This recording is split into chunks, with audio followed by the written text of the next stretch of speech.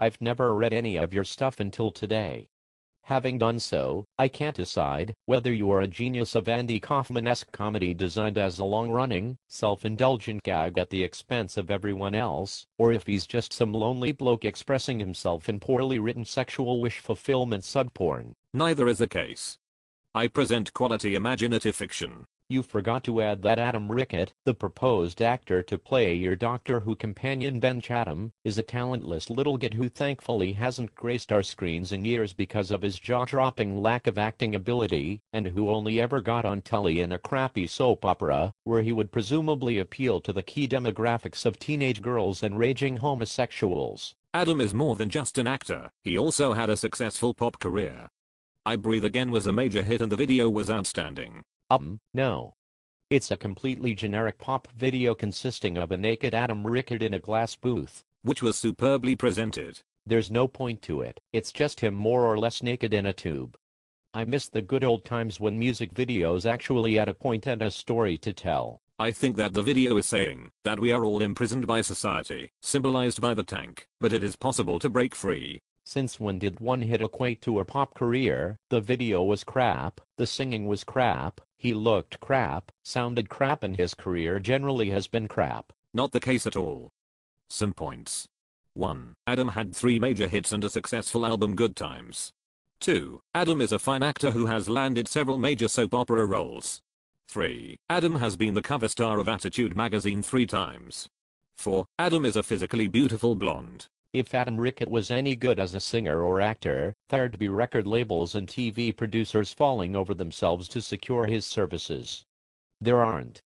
Draw your own conclusions. Adam is currently starring in New Zealand's most popular soap opera. That would be Shortland Street, on a par with 70s Crossroads.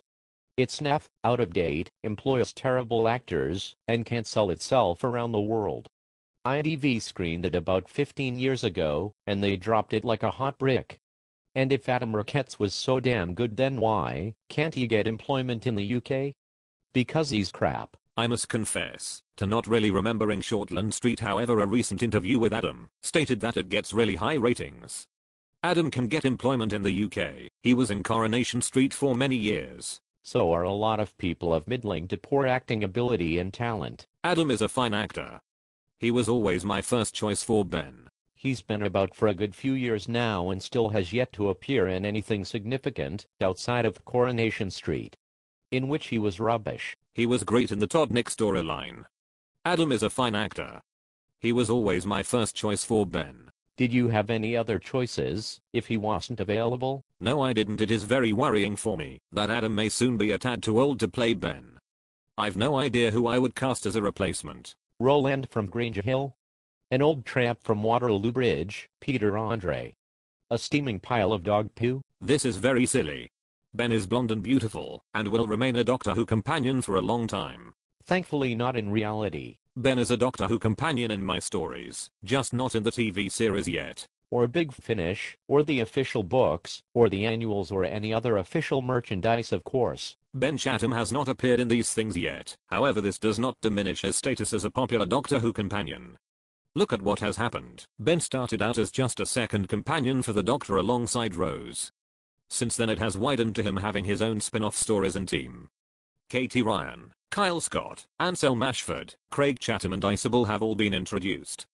The Ben Chatham universe has become a major offshoot from Doctor Who. Perhaps you could add a range of Ben Chatham action figures? This would be excellent. I'd suggest all the main team plus a selection of popular aliens and enemies.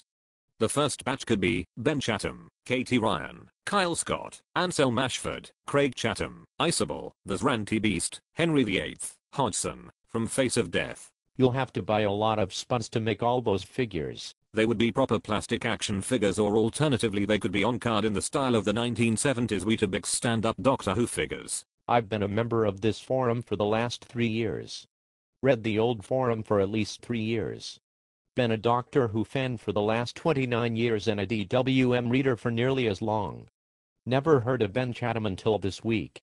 So far as I can tell, he appears in a few short fanfics written by yourself. That's hardly a major offshoot of the Doctor Who universe.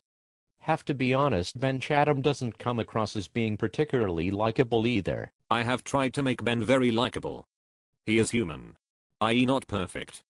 He has faults, yet always wins through in the end. That he always wins through in the end is not a good thing when the audience is rooting for him to get torn limb from limb by rabid vampire squirrels. This is not the case. Ben is someone the audience can relate to precisely because he isn't perfect. The audience think, I wish Ben could find some happiness and a stable relationship. He is like us, and yet he keeps winning through. He makes us feel good about ourselves. Untrue.